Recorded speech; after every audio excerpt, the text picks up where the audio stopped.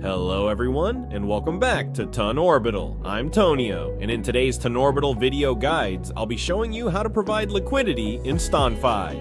Providing liquidity on STON.fi means depositing your tokens into a liquidity pool to facilitate trading on the platform. In return, you'll earn a share of the trading fees. Now, let's learn how to provide liquidity. Open your web browser and navigate to STON.fi. Click on Go to App to access the swapping interface.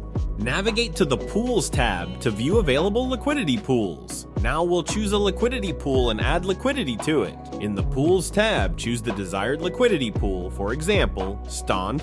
Next, we'll review the total value locked, or TVL, which represents the total dollar value of tokens locked within the pool. This gives you a clear picture of the pool's size and liquidity. Next, we'll look at the trading volume, which shows the activity level of the trading pair over the past 24 hours, indicating how actively it's being traded. Lastly, we'll discuss the annual percentage rate, or APR, which represents the expected annual yield based on the pool's performance from the last 24 hours. Ensure you have an equal value of both tokens, TON and STON, in your wallet.